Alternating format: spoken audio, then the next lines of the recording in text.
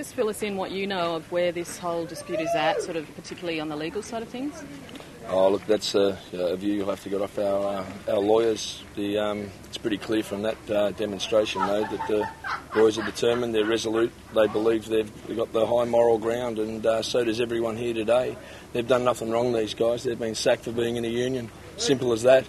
Their proposal is from the company to replace them with a non-union crew, wage cuts up to $36,000, 25% reduction in leave, no pay rises for 5 years, and it's just outrageous after the Australian people have clearly rejected work choices that this company thinks they can ride on the coattails of that dying legislation. Where did you get that information in regards to those cuts? That's clearly visible in the non-union collective agreement that's been put forward by the company. It's abhorrent. Has there been any move towards negotiation with the company, direct negotiation? The Chief Executive Officer of Guardline's on his way out, and there'll be negotiations with our national officials in a very short time, I believe. There were negotiations 2 days ago in Sydney. What happened there? Well, there was basically a stalemate reached. I think it was just a discussion, more or less, to set the parameters of where things were at for the talks to begin when the CEO gets out. Are you concerned you could be jeopardising national security by these guys staying on board?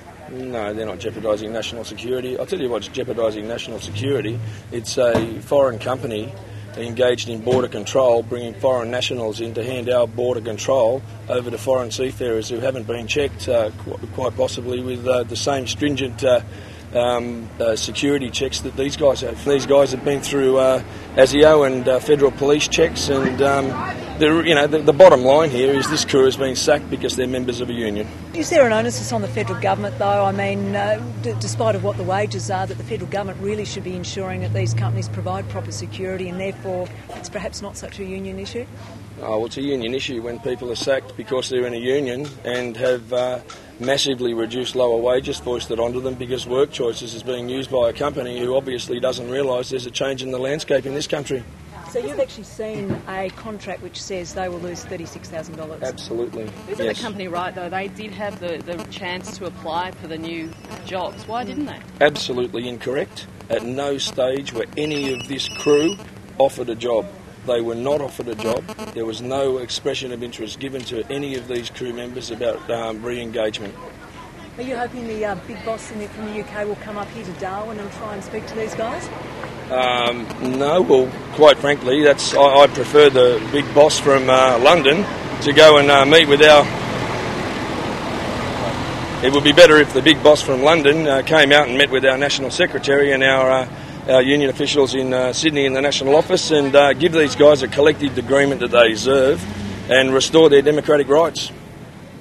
What evidence do you have of those foreign fish? The guys who are going to replace them are foreign. We've only got your word against the company's word. You got any evidence? Like, where are they from? Well, maybe the company, you ought to be asking the company that, and maybe they ought to be demonstrating and displaying what workers they've got skulking around Darwin Harbour ready to take union members' jobs. What's your understanding as to where they are now, physically? They're on a boat on the harbour, that's quite clear, in a vessel called the Oceaneer, and they're waiting for their time to pounce and take the jobs of good, decent, working Australians. Do you understand that they're unfounded allegations by saying they're foreigners when you can't prove evidence that they are foreigners? Well, they can't prove that they are either.